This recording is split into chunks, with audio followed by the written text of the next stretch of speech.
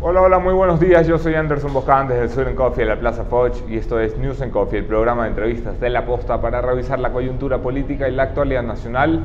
Hoy, martes 7 de agosto, revisamos los hechos en caliente.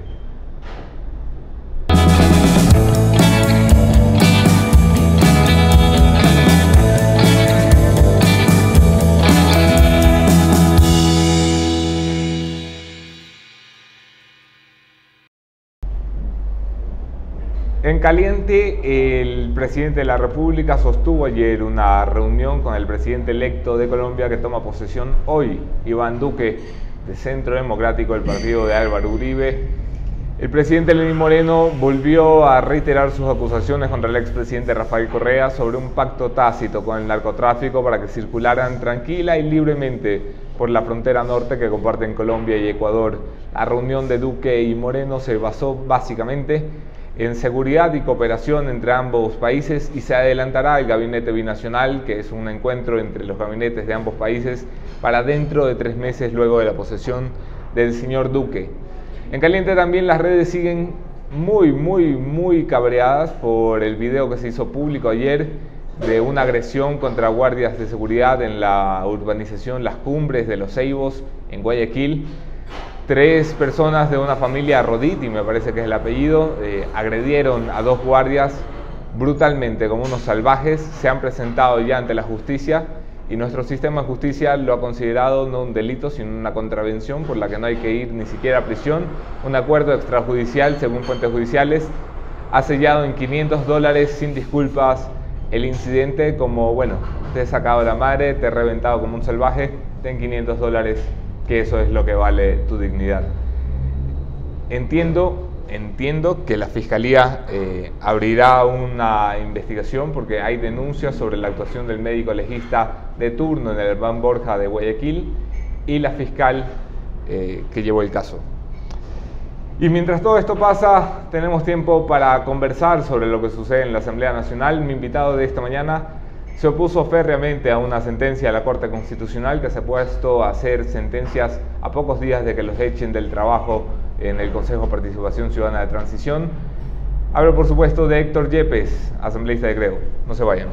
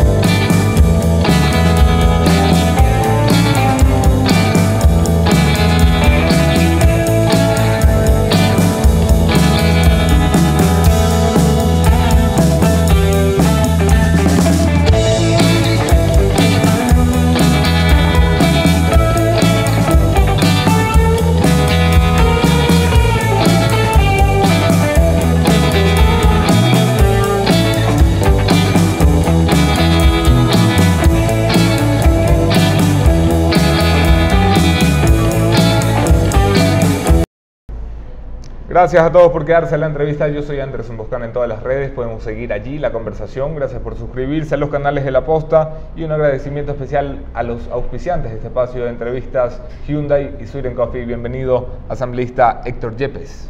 ¿Qué tal, Anderson? Muchas gracias por la invitación. ¿Cómo van las cosas? Bueno, ahí dando guerra en la Asamblea Nacional. Ahora vamos a debatir la ley de fomento productivo, que pues ha generado también un debate a propósito del anuncio de pensar en recortar subsidios. Vamos a conversar de eso. Quisiera empezar por la sentencia de la Corte Constitucional que tuvo este país debatiendo sobre la educación de nuestros hijos, la sexualidad de nuestros hijos y la necesidad de que el Estado meta o no las narices. Usted propuso una moción en el Pleno que recibió amplio respaldo para pedirle a la Corte, básicamente, que dé marcha atrás, que se meta en otras cosas. ¿Por qué? A ver, primero, la resolución que yo propuse en el Pleno tenía como objetivo ratificar la defensa de la familia, el derecho de los padres y madres a elegir cómo educamos a nuestros hijos de acuerdo a nuestros principios, valores y opciones pedagógicas que tal cual lo garantiza el artículo 29 de la Constitución y el artículo 26 de la Declaración Universal sobre Derechos Humanos, y también respeta la potestad del Estado, como siempre lo dijimos, pese a que un grupo específico en redes ha tratado de desvirtuar esta parte. Respetar la potestad del Estado para brindar educación sexual y acceso a la información. Muchas gracias.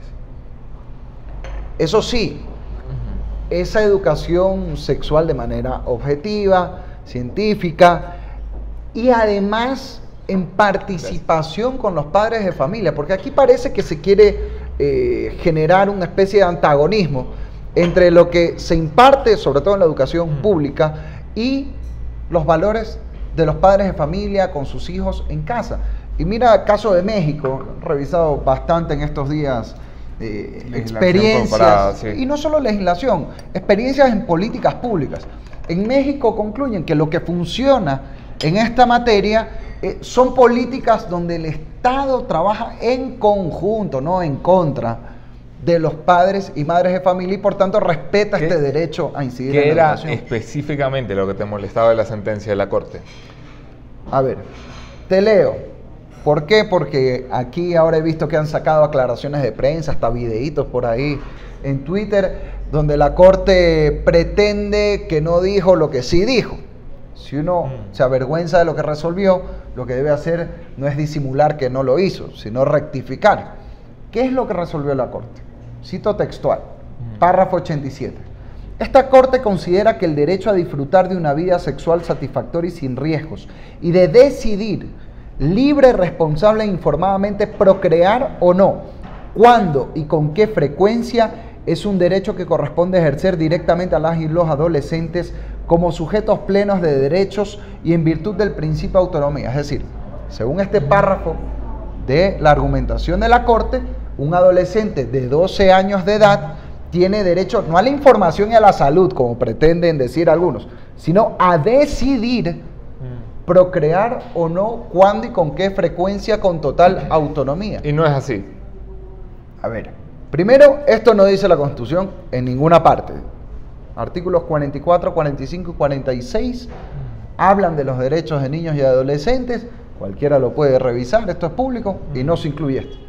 Segundo. A ver, pero no es así. Los adolescentes no disfrutan de su sexualidad cuando, con quién y como les da la gana. A ver, una cosa es que en la práctica eso ocurra como ocurre en muchas cosas. Otra cosa es que la Corte legitime algo que según el Código Penal es delito. A ver, porque en nuestro Código Orgánico Integral Penal, mantener relaciones sexuales con una persona menor de 14 años no es estupro, es delito de violación, con o sin consentimiento. Y sin embargo la Corte dice que ese menor de 14 años tiene derecho pleno a decidir autónomamente sobre su sexualidad, cuando lo que dice el artículo 44 de la Constitución es que hay un desarrollo personal de acuerdo a las edades de nuestros niños y adolescentes. Entonces, las consecuencias... ¿En qué edad un adolescente tiene plena voluntad para decidir libre y responsable e informadamente a procrear o no? ¿Cuándo y con qué frecuencia? Es difícil trazar una línea. A ver, de hecho una recomendación internacional es que se haya cambiado, y así lo hizo la Asamblea antes, la edad para casarse. Porque justamente si queremos prevenir el embarazo adolescente, que es una preocupación creo de todos, difícilmente pues diciendo haz lo que te da la gana a los 12 años con plena autonomía puede ser un método para te lo pregunto porque prevenir, me pues, citas ¿no? mucho el ejemplo de los 12 años. Sí.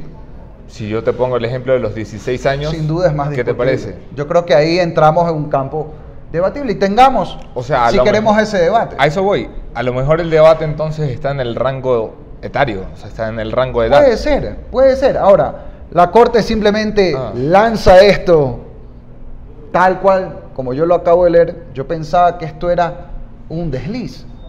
Ahora, cuando el martes pasado lo debatimos en la Asamblea, resulta que hay gente, y no lo digo por un tema partidista, pero es la realidad y cualquiera puede verificar, específicamente los correístas, que defendían textualmente este tema. Si eso tú lo atas con el párrafo 110, que dice que aunque los adultos están legitimados a decidir sobre su cuidado, crianza, educación, entre otros, no implica que los niños, niñas o adolescentes estén conminados al cumplimiento de sus opiniones. Caso contrario, dicha obligación se convertiría en un derecho de los adultos de imponer sus decisiones frente a sus hijos, hijas o los niños, niñas o adolescentes bajo su cuidado, convirtiéndose en la herramienta perfecta para perpetuar relaciones de poder, lo que deslegitimaría absolutamente la consideración de niñas y adolescentes como sujetos de derechos. Yo no sé, esto estamos hablando de la guerra de clases dentro de la familia. Por cierto, el párrafo no se refiere a casos obvios, que ahí sí cabría, de violencia o abuso sexual. Está hablando de la normalidad de un padre ejerciendo una autoridad legítima dentro de su familia. Y esto es lo que ha provocado la reacción de miles de ciudadanos que han salido a las calles bajo una consigna de defender el derecho a educar a los hijos. ¿Cómo creo yo se podría resolver sencillamente esto? ¿Cómo? Con una aclaración de la Corte Constitucional, con una rectificación, pero no en notas de prensa, porque las sentencias no se rectifican con comunicados, pues se rectifican con resoluciones judiciales que aclaren el alcance y el respeto a los derechos de los padres, por supuesto, también respetando la potestad del Estado en lo suyo, que nadie se opone a eso. Una aclaración sobre el alcance me parece mucho más comprensible que decir esto está mal porque está mal, que es parte de los argumentos que he escuchado en este debate o en esta discusión. Esto es, que si bien parece descabellado que la Corte ponga límites a la capacidad de los padres de imponer sus opiniones al frente de los niños y adolescentes, habrá casos en los que esto sea necesario. Por supuesto, cuando se violan derechos, cosa que no es lo que dice, lo que yo acabo de leer. Obviamente, pues, a ver, si esa decisión del padre es abusar del hijo, es que ahí ya no estamos frente a un caso de decisiones o opiniones, estamos frente a delitos que están tipificados en la ley, y ahí es obvio que el Estado no solo puede, sino que debe intervenir.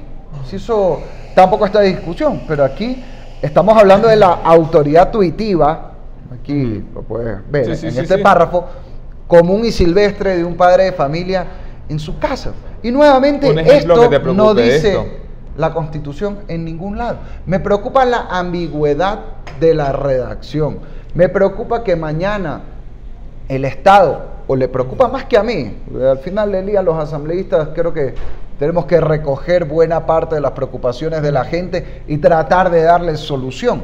A mucha gente le preocupa que mañana el Estado puede incidir en ciertos temas de la educación en contra de lo que piensan, cuando no hay ninguna vulneración objetiva de derechos. Entonces, yo creo que frente a eso, a mi juicio, si yo fuera juez constitucional, más allá de los gravísimos cuestionamientos que hay sobre una sentencia muy apretada. Yo quisiera ser jueza constitucional. ¿Ah? Yo quisiera ser jueza constitucional. Bueno, pero para eso... Con un milloncito ahorrado ahí de toda la vida de trabajo, ¿no? Qué bestia, ¿no? y eso deslegitima mucho a la Corte Constitucional. Pero yo creo que lo que debería hacerse es aclarar el tema, porque yo no estoy en desacuerdo, y lo dije también en el Pleno de la Asamblea, con la resolución de fondo. ¿Cuál es el caso aquí? Un colectivo de padres impugna una campaña de educación sexual. Sí. Yo creo que a uno le puede gustar o no una campaña de educación sexual, y está en su derecho también, y está en su derecho de criticarla. Y si la gente quiere protestar en las calles contra una política puntual del gobierno, también es su derecho. Pero sin duda el Estado tiene potestad constitucional para hacer una campaña de educación sexual. Para mí era tan sencillo como que la Corte, sin meterse aquí a inventar el agua tibia, dijera de manera clara en una sentencia: mire, los padres y madres tienen derecho a decidir sobre la educación de sus hijos, pero el Estado también tiene la potestad constitucional para proveer educación sexual. Y se acabó. ¿El Estado tiene capacidad o tiene potestad para ofrecerle o garantizarle el acceso a preservativos a los adolescentes? Potestad tiene. A uno le puede gustar y a otro no, pero potestad constitucional tiene. Y para mí la Corte debió haber dicho eso. ¿Y cómo ¿Cómo se le proveen preservativos a unos adolescentes que no tienen derecho a decidir sobre su sexualidad? A ver, tienen derecho a decidir sobre su salud, sobre acceso a la información, incluso constitucionalmente, más allá de que sea correcto o no, pueden tener derecho al acceso, pero lo que la Corte aquí legitima es el ejercicio, ojo, autónomo significa pleno, absoluto, independiente. Pregunto yo, jurídicamente, abstraigámonos un poco del tema religioso o moral, jurídicamente, si la Corte está diciendo que un adolescente tiene plena autonomía para decidir procrear o no y con qué frecuencia, ¿por qué no se puede casar? Constitucionalmente. Encima, la jurisprudencia constitucional está por encima de lo que dice la ley. ¿La violación es o no es delito? A ver, si la Corte quiere decir de frente eso, entonces que lo diga.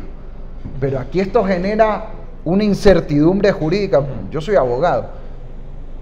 No faltará el abogado que en base a este párrafo de una sentencia que es jurisprudencia obligatoria de la Corte Constitucional, diga, a ver señores, pero mi cliente tuvo relación sexual con un adolescente de 13 años, lo cual está tipificado como delito, pero aquí la sentencia de la Corte dice que este es el ejercicio pleno de un derecho y la chica de 13 años consintió plenamente en el tema.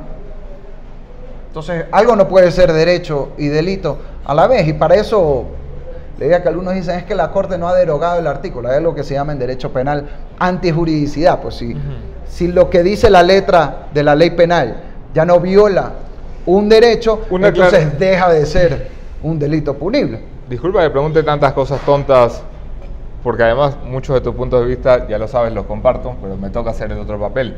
Si la Corte envía una aclaración o hace una aclaración diciendo que el libre consentimiento es entre menores de edad, por ejemplo, entre adolescentes, eliminando la posibilidad de un delito sexual, porque entre adolescentes no puede haber un delito sexual por obvias razones. Podría ser una salida. ¿Te parece? Esto no dice aquí, pues no. No lo dice. Podría ser una salida, pero esto tal como está, porque para mí es una a lo que quiero llegar es que no sé si te opones a las puertas abiertas que esto deja para que los violadores se aprovechen de la puerta abierta que ha dejado la sentencia, o si te opones a que los adolescentes tengan relaciones sexuales.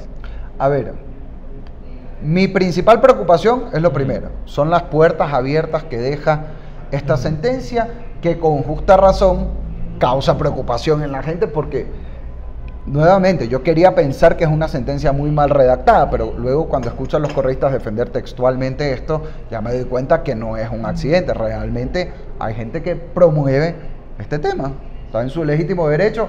Lo que me parece es que hay que ser frontal, pues no digamos que no me parece que está bien tirar la piedra y esconder la mano, pues quien lo defiende, defiéndalo públicamente y sosténgalo públicamente, y tengamos un debate sobre el tema.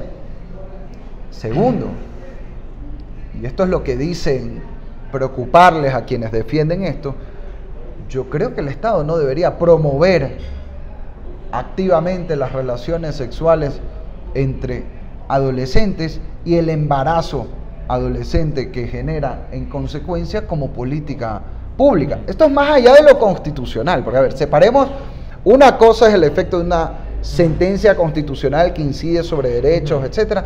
Otra cosa es cuál es la política pública más eficaz para resolver un tema, ¿no? Lo lógico es que una sentencia de la Corte refuerce o permita políticas públicas correctas. Yo creo que en este caso el Estado tiene que tener una estrategia de prevención de embarazo adolescente, que por cierto, yo me he puesto a revisar con tanto que se ha hablado de este tema, se dispara en el Ecuador desde el año 2007. ¿Por qué? Yo no podría decirte por qué, tengo mis opiniones, pero no quiero ser... ¿No vas a decir que es culpa de Correa también? No lo sé, pero algo debe haber cambiado en las políticas públicas. Esto no lo digo yo, está en el Plan Nacional de Salud Reproductiva, donde hay un cuadro que compara entre 2007 y 2012 versus 3 o 4 periodos similares de tiempo anteriores. Y entre 2007 y 2012 se disparan los embarazos adolescentes de menores de 15 años de edad.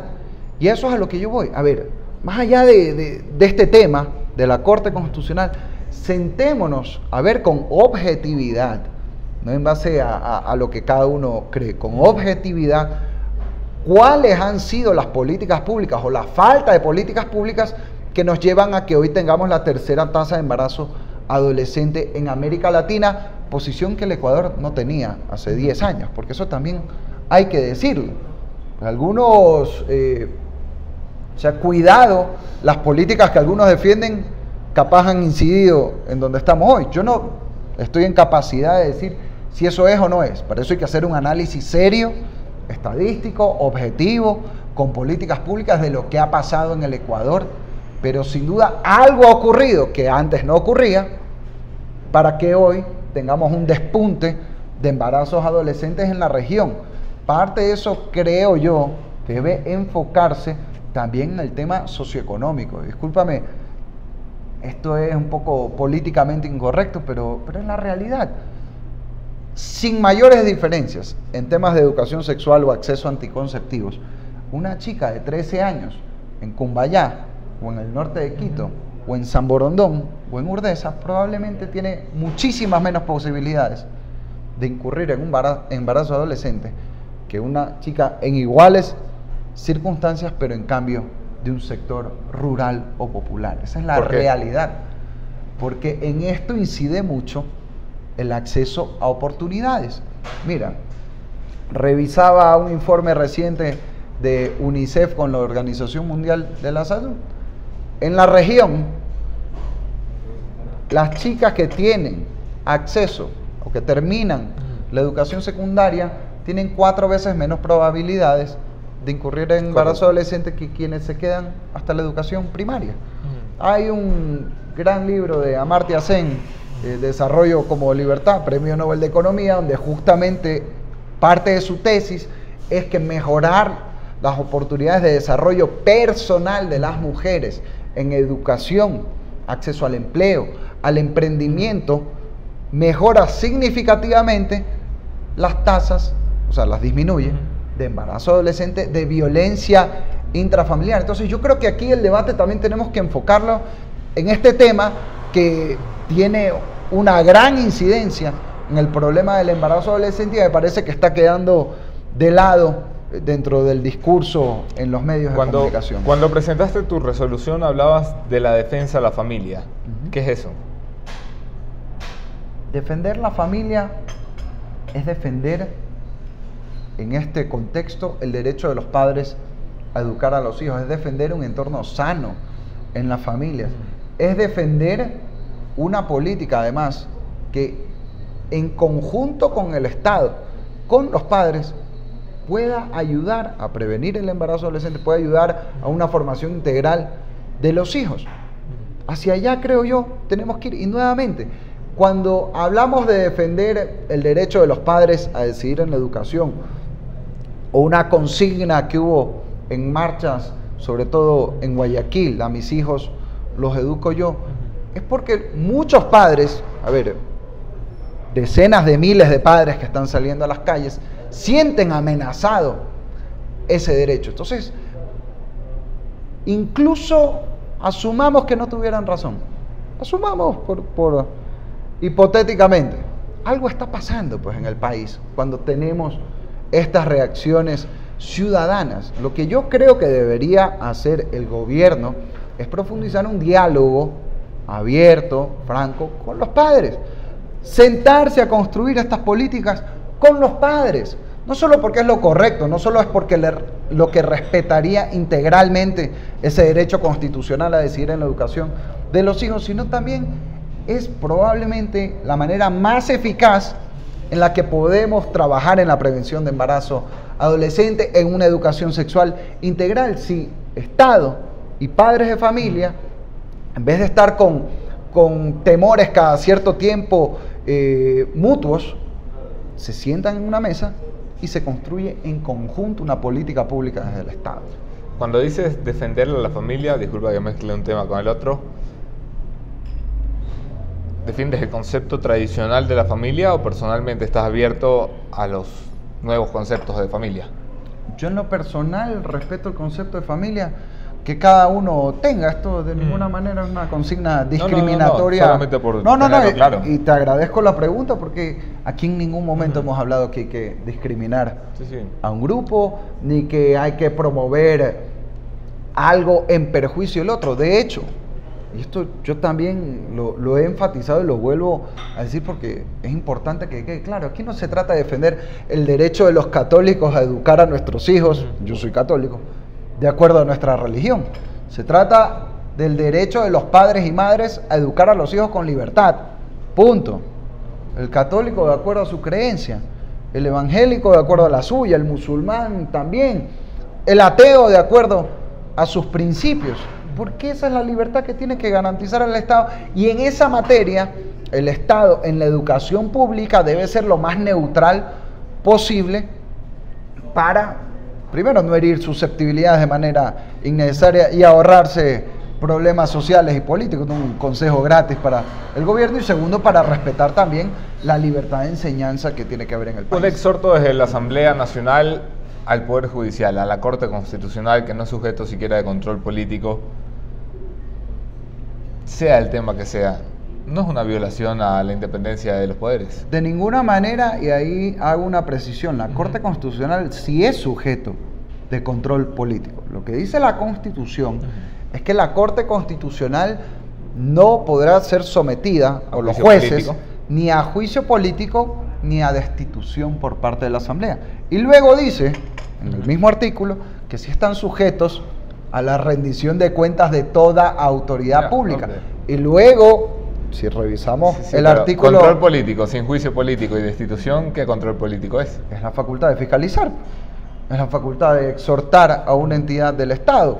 Y disculpen, eso lo hacemos nosotros todos los días y no es la primera vez que hay un exhorto a una instancia judicial. Sí, pero que lo hagan siempre no significa que esté bien. No, interferencia de poderes sería que en el exhorto, en la resolución, nosotros hubiéramos dicho, exhortamos a todos los padres y madres del Ecuador a desacatar la sentencia de la Corte. Eso es interferir en los poderes. Pero no hay una norma en el Ecuador que impida a la Asamblea hacer un pronunciamiento expresando una postura sobre una sentencia de la Corte y hacer un proceso de fiscalización sin posibilidad de juicio político, por supuesto, a la Corte. Oye, exhortos hay todo el tiempo a la función ejecutiva. Yo creo que nadie por eso dice que hay interferencia entre los poderes del Estado. Es algo común y corriente en el trabajo legislativo y de hecho en el artículo sobre las atribuciones de la Asamblea se dice claramente que la Asamblea tiene entre sus atribuciones la de fiscalizar a todos los órganos del poder público. Todo significa todos. Lo que no hay derecho es hacer un juicio político, un juez de la Corte Constitucional, por supuesto. Más allá de esta sentencia que ha armado mucho revuelo, que ha sacado a la gente a las calles, yo me sorprendí con la cantidad de gente que salió en Guayaquil, por lo menos. Así es. Dicen 200.000 personas, yo no sé si sea la cifra. Esta es el baile de los cientos de miles cada vez que hay una marcha. Pero yo estuve en la marcha, se repletó la 9 de octubre y de la 9 de octubre a Las Peñas estaba absolutamente repleta. No, que la he visto y me he sorprendido además positivamente, porque nada me alegra más que una ciudadanía que marcha o protesta sin que la convoque un líder político, que eso es de lo más bonito. Más allá de esta sentencia, la Corte Constitucional está en probablemente su último mes. Nadie ha sobrevivido a la guillotina de Julio César Trujillo. 16 funcionarios han pasado de evaluación, 16 funcionarios raspados, enviados a su casa. Esta Corte debe irse. Absolutamente. A ver, yo creo que si tuvieran algo de decencia deberían renunciar. Una Corte... Aquí no renuncia nadie, hombre. No renunciaba Jorge Glass. Pero lo dejo que igual, andaba en prisión ya con esposas. Lo dejo igual sobre la mesa, ¿no? Ojalá si hubiera decencia, el problema es que no la hay. Simplemente renunciarían quienes ya están tan públicamente cuestionados como jueces constitucionales que sirvieron de alfombra para todas las violaciones de derechos humanos y de la Constitución que se hicieron en la época del correísmo, que hoy resuelven cosas como estas que, más allá de cualquier postura, discúlpame, esto como abogado, es una barbaridad jurídica lo que ha hecho la Corte Constitucional, y que pretende, yo no sé, pues si que se le perdonen los pecados de última hora, irse al purgatorio un tiempo, revirtiendo las enmiendas, que es impresentable, pues que una corte que aprobó las enmiendas ahora diga que las enmiendas son inconstitucionales. Ahora, el error no es lo que han hecho ahorita, el error fue lo que hicieron hace 3 años. E incluso ahora salen con un argumento de que el problema es que no se votaron el bloque, el problema es que ellos mismos avalaron. El problema es que permitieron esa barbaridad. Que se reforme la Constitución sin consultarle al pueblo ecuatoriano, que tenía el derecho de decidir sí o no, lo que fuere, pero el derecho a decidir, pues, no que a 100 alzamanos en la asamblea sustituyan al pueblo, exacto, una decisión que le correspondía a la gente. ¿El Consejo de Participación tiene potestades para evaluar esta corte? Yo creo que eso es una zona gris. En lo jurídico hay opiniones de lado y lado. ¿La tuya? Yo tengo mis dudas. Claro, el razonamiento del Consejo en este punto es como la consulta popular le otorga facultades para evaluar a quienes nomina y el Consejo es parte de los nominadores de la Corte Constitucional, entonces habría una facultad. A mí me parece en general que aquí el problema de fondo es que los anexos de la consulta popular fueron muy mal redactados y no previeron con exactitud, por ejemplo, el tema de los encargos temporales. No previeron lo que podía ocurrir con la aplicación lógica de la consulta. Ya, pero eso no les esquivó a usted y a su partido de ir sí, 7 veces sí en un carrito haciendo campaña. Sí, porque me parecía que tal como estaban planteadas las preguntas, nosotros en algunas hubiéramos preguntado cosas diferentes o de forma distinta, pero tal como estaban planteadas, pues entre el sí y el no, sin duda el sí era la opción en esa consulta popular y por supuesto que promovimos una campaña cuando nosotros mismos veníamos planteando muchos de esos temas. Para nosotros el Consejo de Participación Ciudadana debía haber desaparecido. Esa era y es nuestra tesis. Ahora, si lo que se pregunta es una reestructuración que creo que ha sido mucho mejor que lo que había antes, pues por supuesto hay que apoyarlo. Volviendo a la Asamblea Nacional, la Ley de Fomento Productivo deberá ser votada por la Asamblea para llenarse el veto presidencial o ratificarse en el Frankenstein que terminaron aprobando en la Asamblea Nacional, una votación de la cual su partido prefirió abstenerse. No recuerdo su voto particular, pero abstención también, sí. ¿Cómo se plantean de cara al veto? A ver, hay ciertos temas que son positivos en la ley, que nosotros mismos lo hemos planteado. Por ejemplo, que se elimine el impuesto a las cocinas de gas. Yo creo que el Estado no tiene por qué decidir con qué uno cocina en su casa, pues, ¿no? Exenciones para maquinarias o equipos en la agricultura, en la ganadería. Yo incluí ahí en el pleno y después se recogió en el veto para la acuicultura también, sí. Sector camaronero, que es el segundo ahorita del país, después del banano en exportaciones. El problema de la ley es que si bien tiene estas cosas buenas, hay algo bastante grave, que es que se da un cheque en blanco para que el gobierno se endeude sin ningún límite por los próximos 3 años. A mí eso me parece irresponsable. Yo decía medio en broma, medio en serio, y me retó mi esposa por decirlo después, que uno ni a su esposa le deja un cheque en blanco para dorar la píldora porque se le puede caer y alguien lo podría coger. Yo le he hecho esta pregunta a alguno de sus compañeros de bancada. Un cheque en blanco no es la primera vez que su partido se lo daría al gobierno. Ya se lo dieron en la consulta popular cuando dijeron el presidente enviará una terna para escoger el Consejo de Participación Ciudadana con plenos poderes, superpoderoso, y le dieron un cheque en blanco al gobierno. No sabían quién iba a quedar allí. Le dijeron al gobierno, bueno, confiamos en tu criterio. A ver, pero ese es el procedimiento común y corriente de designaciones en todo el mundo, pues no. O sea, eso no es... yo no equipararía lo uno con lo otro, más aún en ternas que luego la Asamblea tiene derecho a elegir y con funcionarios que luego están sujetos a fiscalización de la Asamblea Nacional, pues no. Bueno, el ministro de Finanzas está sujeto a control político. Sí, pero hasta que haya control político también... Ya, lo mismo. Pues, no, yo creo que ahí la comparación es un poco extrema. ¿Cuál es para mí el cheque en blanco en este tema? La deuda. la deuda y la ausencia de un plan económico claro, que esté por lo menos esbozado en la ley. Y yo he escuchado al propio ministro de Finanzas decir, no ahora que está la ley, vamos a empezar un plan económico. Un ratito, pues esto es al revés. Y eso no es parte del control político, porque no llama a comparecer el ministro de Finanzas y le pide un plan económico. Para eso no son parlamentos. Sí, claro, pero el plan económico debe estar claro antes de aprobar la ley y las líneas maestras de esa visión económica deben estar en la ley. ¿Qué es lo que cambia aquí? Se mantiene en general el techo del 40%. Y ahora, y de manera aún peor que en el texto original, en el veto se está diciendo, pero desde ahorita hasta el 2021 no rige nada. Cuando decimos nada, es nada. Yo creo que eso es una irresponsabilidad absoluta, es darle a Lenin la autorización para que luego practique lo que criticábamos de Rafael Correa. O sea, yo no entiendo aquí esto. Con eso no vamos a decir que no hace falta más deuda puntual. A ver, y pongo un ejemplo. Ahorita el presidente acaba de anunciar un crédito de 600 millones del BID a menos del 4% para vivienda. ¡Qué bueno! Me parece excelente un crédito. ¿Qué te parecería que el gobierno... Pero en la ley tiene que haber parámetros claros. Pues. ¿Qué te parecería que el gobierno vuelva al sistema de preventa petrolera? A mí no me gustaría. A mí no me gustaría. Habría que ver en qué condiciones.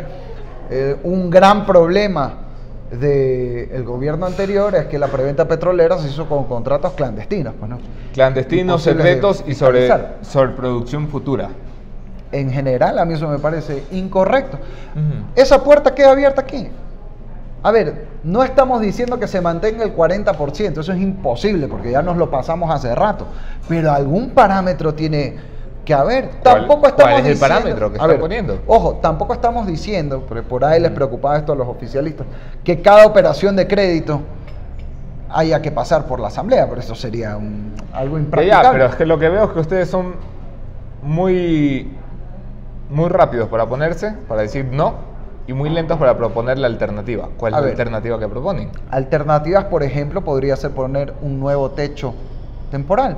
¿Cuál es ese nuevo techo? Pero es que el gobierno es el que tiene que tener un plan económico para decir yo necesito esto, esto y esto, o sea, en función de estas metas. Ustedes le dicen, carta abierta no, pero no sé cuánto va a ser el techo que te puedo poner. No. A ver. En esto la iniciativa y por mandato constitucional la tiene el presidente de la República en materia económica, porque el presidente es el que tiene que trazar un plan económico para el país. Yo te diría algo, por ejemplo, para mí razonable, pero esto habría que comprobarlo con cuál es la estrategia del gobierno nacional, al cual hay que dejarle un margen de acción. Y nadie se opone a eso. Tampoco queremos una camisa de fuerza. Ni cheque en blanco, ni camisa de fuerza. Por ejemplo, decir un 65% de techo, a mí me parece algo razonable, pero eso habría que sentarse a analizar. ¿Qué planteamos? No se Ojo, nosotros lo hemos propuesto innumerables ocasiones y se han negado absolutamente al tema. Ellos no quieren pasar por la asamblea, ellos quieren tener un cheque en blanco para hacer lo que quieran 3 años. Poco más les ha faltado para decirlo tal cual en la asamblea. A ver, y propuestas hemos presentado. Por ejemplo, que al 2021 haya no solo déficit primario, no solo que cuadren ingresos con gastos, sino también con el servicio de la deuda, con el pago de intereses, para que ya no haya más necesidad de financiamiento. Propuestas puntuales, que luego de 2021 en el plan cuatrianual se plantea un superávit del 3% para con ese superávit ir cubriendo la deuda. Propuestas hemos planteado. El tema es que no han sido acogidas. Bueno, y ahí el país deberá juzgar quienes ahorita dan un cheque en blanco y veremos qué pasa después. Ojalá nos equivoquemos y ojalá no pase nada. Por el bien del país. Todos los bloques, no podemos ser irresponsables. Todos los bloques, salvo el correísmo y ustedes, todos los bloques en la Asamblea Nacional consideran que la ley tiene fallas, pero que es un primer paso. Y por eso dan su voto de respaldo. Ustedes están del lado del correísmo de esta vez. Del lado de... Sí, hombre, del lado de no avancemos en esa dirección. De ninguna manera. De hecho, nosotros propusimos antes votar por partes para poder apoyar lo que consideramos positivo. Pero, discúlpame, el beneficio de quitar impuestos a las maquinarias agrícolas, que sí es algo bueno, disculpa, eso no va a resolver el problema del agro. De hecho, no se está haciendo gran cosa en esta ley para resolver el gravísimo problema que hay en el agro, donde ha aumentado la pobreza rural por primera vez en una década. Ese beneficio que está ahí, que lo reconocemos, frente al riesgo de dejar un cheque en blanco para que se endeude al país sin ningún límite por los próximos 3 años, yo creo que si se pone en la balanza, el riesgo es mucho mayor que lo positivo. Ha habido motivos de oposición de otras bancadas en otros temas que son más de forma, más de detalle, pero esto, el tema de la deuda pública, no es un detalle. Estamos hablando del corazón del problema económico que tiene el Ecuador, y nosotros, por ahorita contentar a un sector, no podemos ser irresponsables con el futuro del país, porque al final, Anderson, la deuda no la paga el gobierno, no la pagamos los asambleístas, no la va a pagar el próximo presidente, la deuda la paga la gente, pues. Última pregunta, ¿revisión de subsidios, sí o no?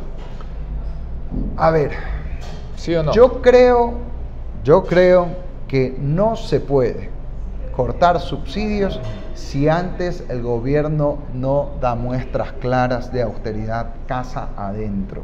Coincidimos con si antes no se recupera la plata de la corrupción, si la gente ve que Jorge Glass sí está en la cárcel haciéndose tratamiento para el pelo, pero la plata de la que lo acusan y lo han condenado a haberse llevado, resulta que no se ha recuperado. Entonces, ¿cómo es esto? La factura de la corrupción no la puede pagar el pueblo.